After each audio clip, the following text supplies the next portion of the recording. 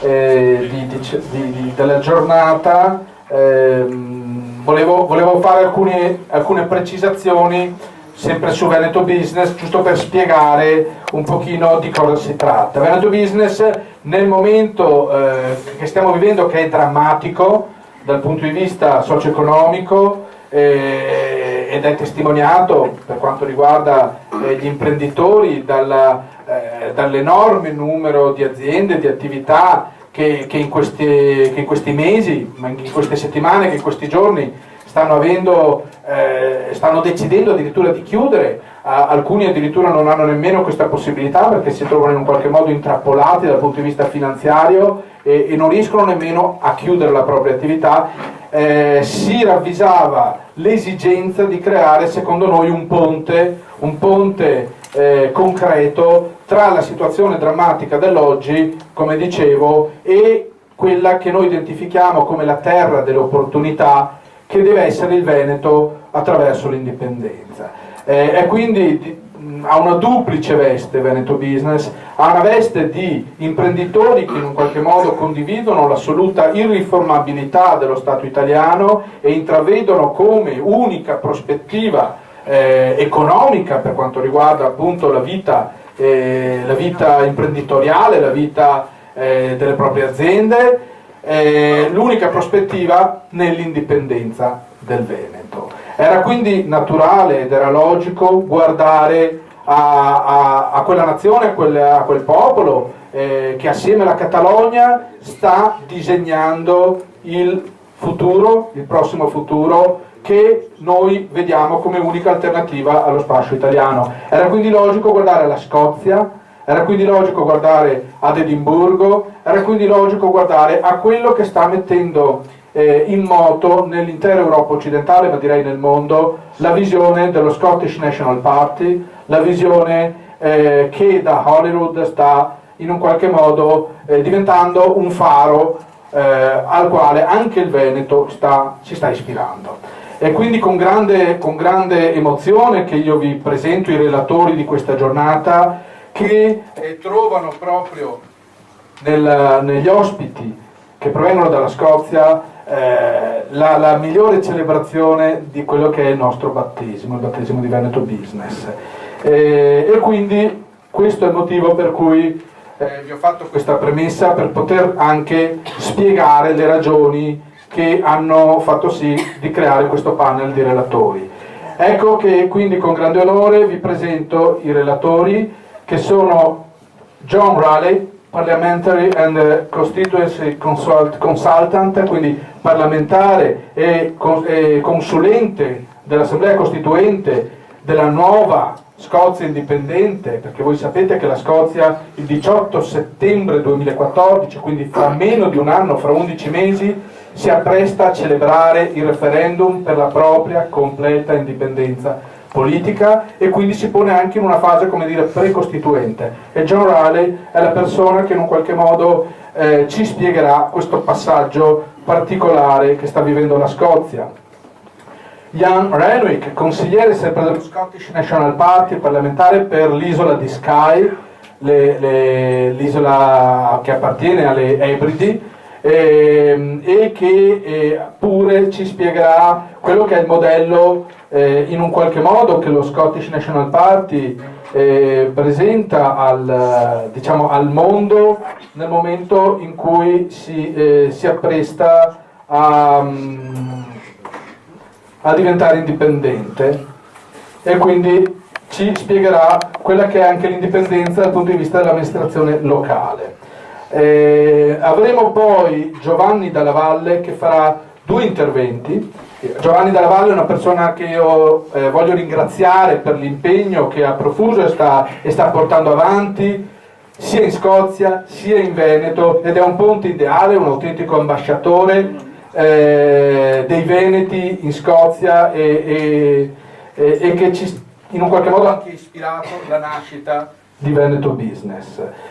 Giovanni Dalla Valle farà un intervento iniziale che spiega come stiamo andando verso appunto il referendum per l'indipendenza della Scozia e quindi ci illustrerà questa particolare fase e quali sono le opportunità e le caratteristiche di questo processo storico che sta vivendo la Scozia e che sta in un qualche modo anche delineando il futuro della prossima Europa e del mondo. Farà poi anche da portavoce di Gordon McIntyre Camp, che per problemi familiari non è potuto oggi essere presente, che è il direttore di Business for Scotland. Giovanni Dalla Valle, che è stakeholder di Business for Scotland, ci spiegherà qual è il modello economico del New Localism e come si costruisce, come si può costruire una piattaforma imprenditoriale indipendentista che nel caso di Business for Scotland in pochissimi mesi ha già visto l'adesione di oltre 700 imprenditori.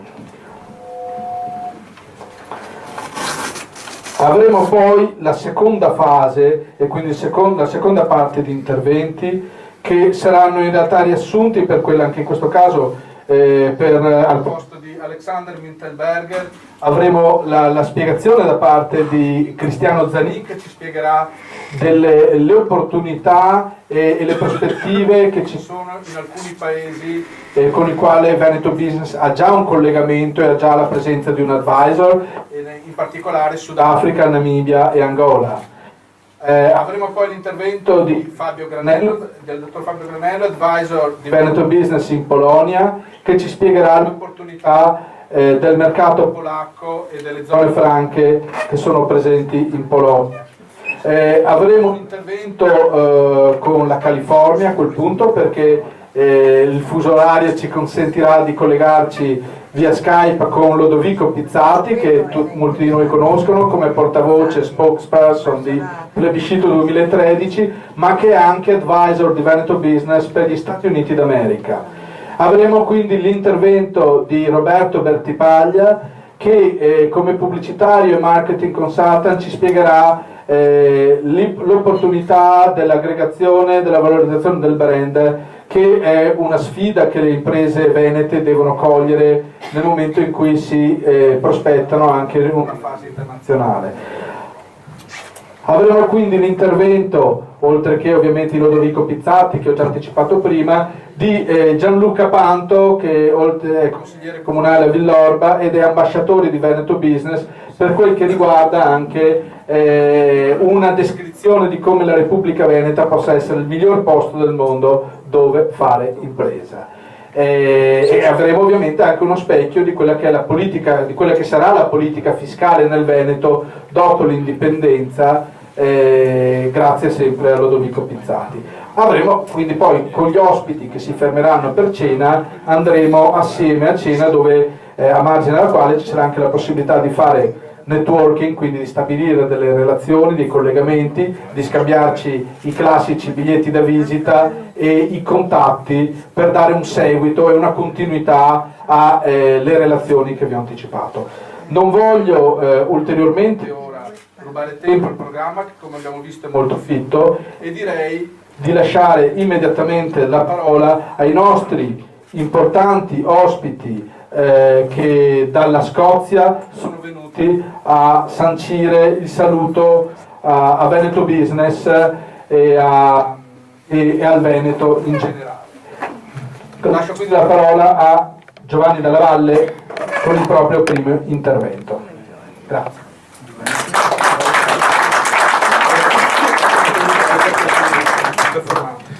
Pronto, mi sentite? Anche là in fondo? Ok, fantastico. Allora, io sono Giovanni Dalla Valle e Gianluca ha ragione, ormai da quasi 2 anni che sto lavorando intensamente per l'indipendenza del Veneto. Perché? Perché sono nato Veneto, sono Veneto, morirò Veneto. Sono originario di Bassano del Grappa, però ho vissuto sia a Cittadella che a Balia Polesine, ho fatto università, sono laureato in medicina a Padova e ho fatto militare a Belluno, quindi ho girato un po' tutto il Veneto. Adesso nei prossimi abbiamo un intervento di circa 20 minuti su cui vi presento la situazione socio-economica della Scozia di adesso. Poi ho pensato farò una pausa per le domande Poi passo alla storia dello Scottish National Party e concludo con un discorso su Business for Scotland, che è questa nuova piattaforma imprenditoriale di imprenditori indipendentisti che sta avendo un successo enorme adesso in Scozia, di cui io stesso sono un azionista. Per quel che riguarda i numeri della situazione scozzese, la Scozia ha una popolazione circa come il Veneto, scusatemi se vi do le spalle, e quindi siamo sui 5 milioni e 300 mila persone, va bene? Sono circa 300 mila persone di più dell'attuale popolazione del Veneto, e ha prodotto un PIL nel 2012 di 124 miliardi di sterline, sono circa 150 miliardi di euro, a cui si aggiungono 24 miliardi di sterline dal petrolio e dai gas naturali, quindi aggiungete un altro 30 miliardi di euro da queste riserve. Ha una popolazione di 2 milioni e 500 mila circa occupati al secondo semestre 2013, questo Q2 significa secondo, scusatemi, trimestre, quindi a fine di giugno, sono quartili mi pare si dica in italiano. In economia, l'economia è molto globalizzata, ovviamente negli ultimi 10 anni, un po' come tutte le aree, le nazioni occidentali del mondo.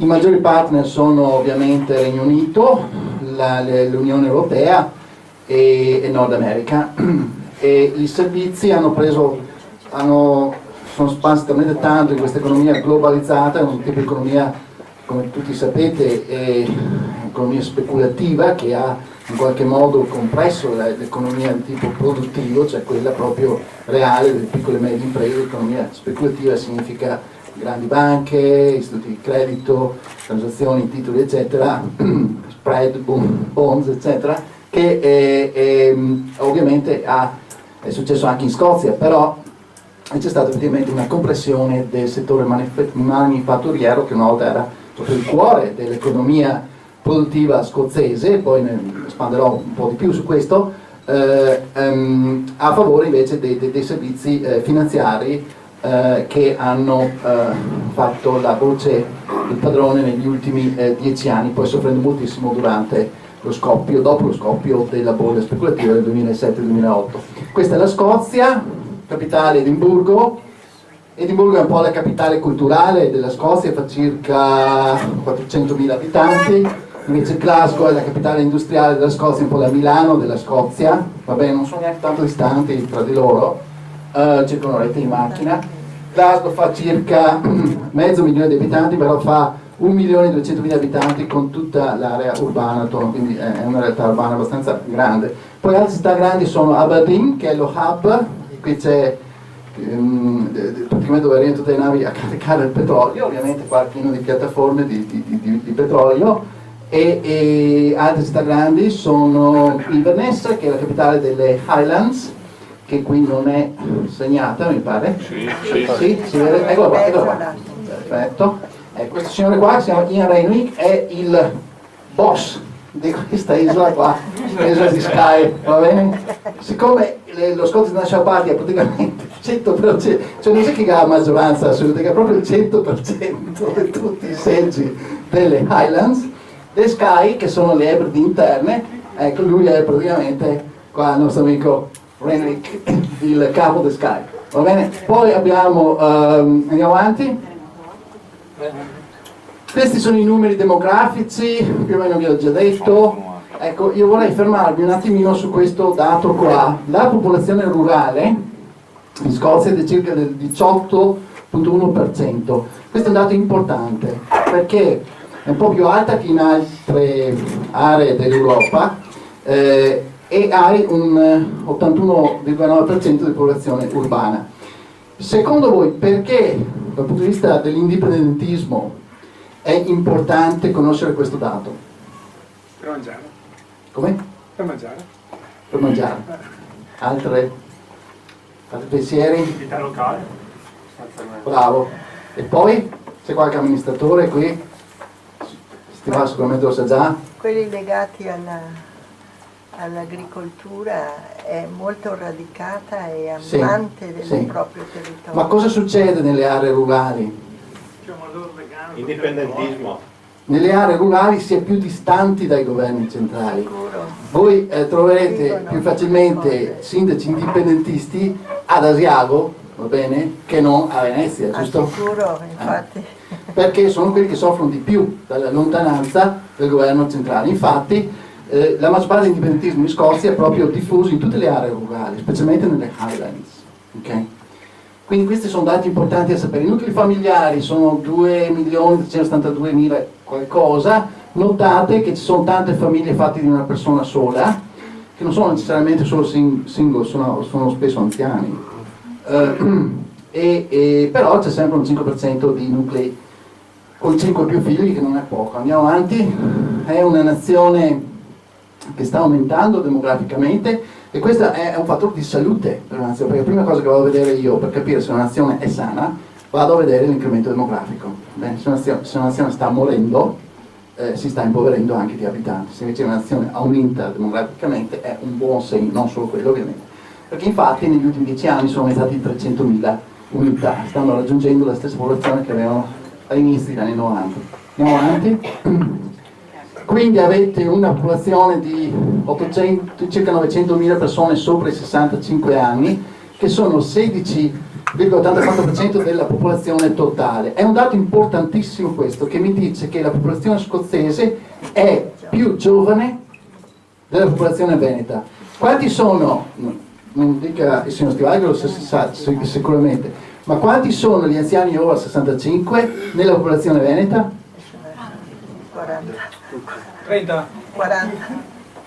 Più di 1,5 milioni probabilmente. Ecco, bravo, siamo vicini. 1.250.000. Va bene? Quindi il 25% della popolazione dei veneti praticamente è sopra i 65 anni. È importantissimo un dato del genere. Perché sono quelli che hanno più bisogno di interventi tipo sociale, di assistenza, e quindi sono quelli che potrebbero essere più propensi a una ridistribuzione delle risorse per i servizi sociali. Dal punto di vista etnico la maggior parte sono bianchi ovviamente, di cui un 84% di scozzesi, però c'è anche un 3-4% tutti messi insieme di minoranze etniche. Andiamo avanti. Ecco, vedete che il totale occupati, impiegati a giugno del 2013 era di 2.520.300 unità. Questi però divisi per settore pubblico 578.000 e passa a giugno del 2013, con un 1% in più rispetto all'anno scorso, quindi significa che l'occupazione sta aumentando. Meno il pubblico. In meno, scusatemi, sì, in meno. Più totale. Il totale è 23% del totale dell'impiego in Scozia. La maggior parte dell'impiego in Scozia è nel settore privato. Bene.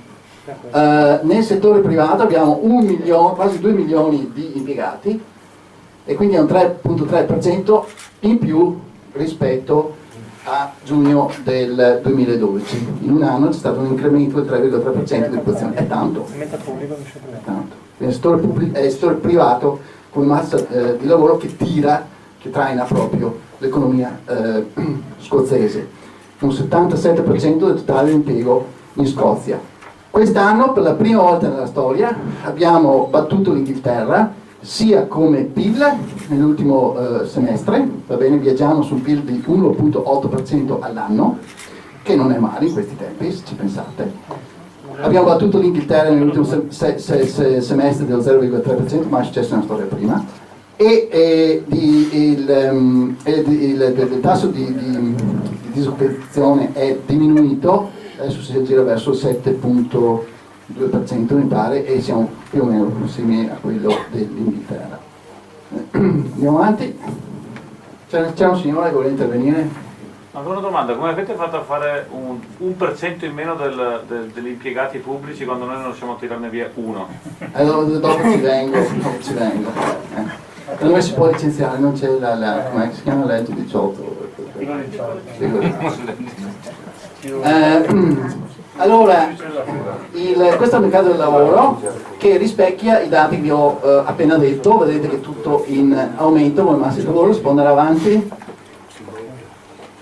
Quindi questo vi ho già detto, la crescita del PIL, quindi gli scozzesi possono solo che esultare in questo momento. Andiamo avanti. Se noi volessimo immaginare i vari settori economici della Scozia in termini visivi, avremo la fotografia più grande, ovviamente va al petrolio, giusto? Perché sono 30 miliardi di sterline all'anno. Che sta per finire. Non è vero? Sono rimasti 24 mila miliardi di barili, e parliamo di petrolio buono, e quindi, senza contare, queste sono stime conservative, cioè più pessimiste, quindi per altri 50-60 anni la Scozia sono a posto. Poi ci sono anche i gas naturali, poi il turismo, quello. il food and drink, il salmone sicuramente, poi vi darò anche dei numeri, lo whisky naturalmente, i servizi finanziari, banche, e poi arriviamo a tessere. Andiamo avanti. Ecco, questa ve l'ho messa per farvi vedere come i vari settori imprenditoriali dell'economia contribuiscono al PIL totale. E vedete che c'è un'enorme area presa dai servizi, dal terziario. Questi sono i servizi governativi, ma anche dei servizi finanziari e dell'economia, diciamo così, speculativa. Il servizio manifatturiero, questo qua contribuisce solamente per il 12%. Bene? Quasi il 50% dell'economia ancora oggi è di tipo speculativo oppure statale. Quindi qui è la maggior parte del settore privato, nonostante sia quello che impiega la maggior parte di gente. Andiamo avanti. Nel 1973 era il 29%, quindi c'è stata una compressione di tutto il settore manifatturiero delle piccole e medie imprese enorme, quasi metà, va bene? Che hanno chiuso, che hanno convertito in altre cose, eccetera, eccetera. E questo è dovuto appunto alla globalizzazione, all'espansione dell'economia di tipo speculativo, specialmente delle banche. Adesso vi faccio una domandina: cos'è successo nel 1999 che ha consentito alle banche di essere sia banche di risparmio che banche di investimento? Uno sa? L'abolizione del Glass Steagall. Fantastico, bravissimo. Io sono quello di Bretton Woods. Ah sì, Bretton Woods, bravo. Esatto, infatti se voi andate a vedere l'economia speculativa parte proprio dall'inizio degli anni zero in Europa a causa di quello. Oggi vi do una notizia in anteprima. La senatrice, ci sono un paio di senatori in America, uno si chiama Elizabeth Williams, mi pare, Warren, che è democratica del Massachusetts, mi pare, e l'altro si chiama John McCain, credo, che invece è repubblicano dell'Arizona, e stanno proponendo con il Glass-Steagall Act 2013 di reintrodurre la Glass-Steagall. Questo aveva un impatto tremendo dal punto di vista economico, in positivo, sull'economia globale. Per fortuna qualcuno ci sta pensando bene in America. Andiamo avanti. Se ci sono domande poi lascio spazio. Cosa? Si spieghi meglio. Se ci sono domande poi lascio spazio, perché voglio finire un attimo questo discorso. Qui vedete quindi il declino del manifatturiero negli ultimi 30-40 anni. Andiamo avanti. Ecco, questa è la curva dell'apertura di partite IVA negli ultimi anni. E se voi vedete è stato un aumento del 9% dell'apertura di partite IVA di piccole e medie imprese fra il 2009 e il 2011. Quindi la Scozia, grazie alla politica di localismo e di protezione delle piccole e medie imprese, che vi spiegherò meglio adesso, dello Scottish National Party, che ha la maggioranza al governo, ha sofferto un po' meno della recessione globale dovuta allo scoppio della bolla speculativa nel 2007, e le imprese si sono risollevate un po' prima che in Inghilterra. Questo spiega il dato che il PIL di adesso sta andando meglio di quelli inglesi. Il segreto è semplicemente localismo, protezione delle piccole e medie imprese della tua zona, che sono quelle che danno più lavoro, come avete visto prima. Uno di questi interventi è stato la Small Business Scheme Bonus, che fu introdotto dal governo scozzese il 1 aprile 2009. Questo ti dà agevolazioni fiscali sul valore della proprietà ad uso non domestico del tuo business. Se tu hai un negozietto o un ufficio postale che si possono comprare in franchigia, oppure che ne so, un piccolo capannone, c'è questa tassa che tu devi pagare sulla metatura della tua proprietà. Per un valore fino a 10.000 sterline da quest'anno non si paga niente di tassa. Per valori da 10.000 a 12.000 si paga circa il 50%, poi oltre i 12.000 sterline si paga all'anno, si paga il 25%. Poi si comincia a pagare di più sopra le 20.000 sterline di valore della proprietà ad uso non domestico. Questo ha favorito un sacco di giovani coppie a cominciare un business, giusto? Uno small business, piccolino, va bene, un negozietto, magari un'impresina, qualcosa. E questo ha contribuito moltissimo a quei dati positivi che avete visto prima. Rivisto nel 2013, vi ho già detto cosa quest'anno ancora meglio, le tassano ancora di più quest'anno. Andiamo avanti. Le piccole e medie imprese, tutte le imprese in Scozia, il totale di 341.360 imprese al 2012, è stato un aumento del 9,9% dal marzo del 2011, di cui 339.110 sono piccole e medie imprese. Le piccole e medie imprese vengono definite come un massimo le piccole solito sono quelle sui 15 impiegati, poi fino a 249 sono medio imprese. E quindi questo rappresenta il 99,3% di tutte le imprese, la maggior parte delle imprese in Scozia praticamente sono piccole e medie imprese. Bene? Quindi una situazione che assomiglia abbastanza a quella veneta, se ci pensate.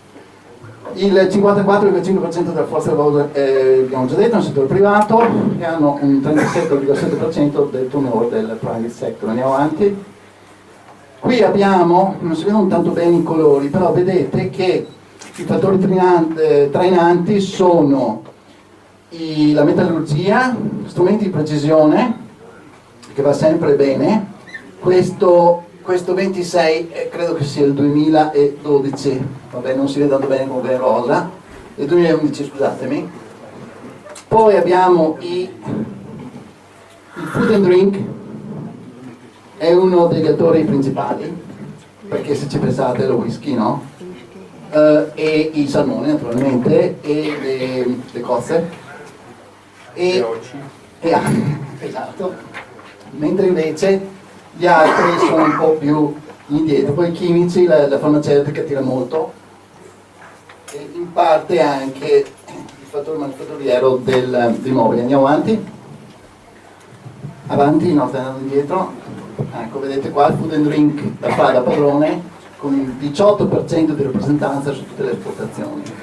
Seguono chimica e carbone e petrolio, poi i computer, il settore finanziario e delle assicurazioni, perché hanno trasferito un sacco di uffici da Londra e Edimburgo, che sono quelli che tu chiami quando fanno i mutui, quando fanno i crediti, eccetera, eccetera, e che necessitano di avvocati, e poi strumenti di precisione, quinto posto. Andiamo avanti.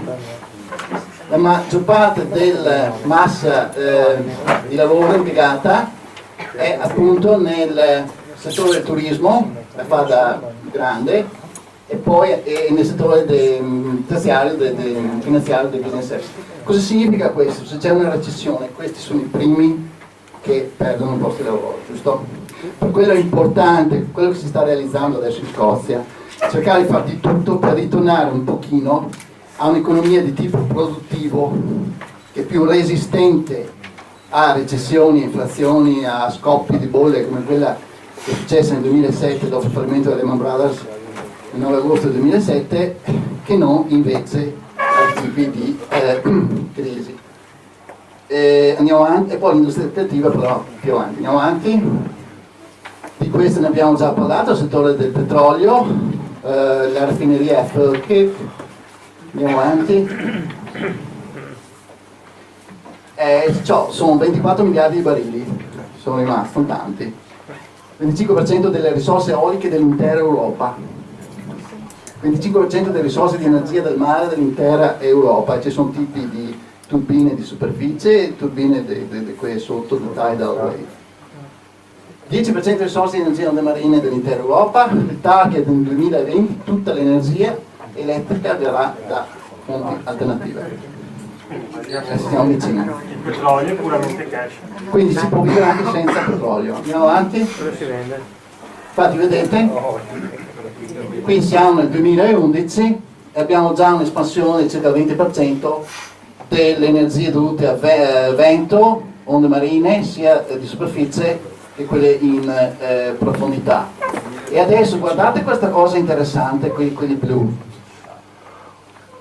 Qual è la prima fonte di energia alternativa circa 100 anni fa? Le sviluppavano anche qua.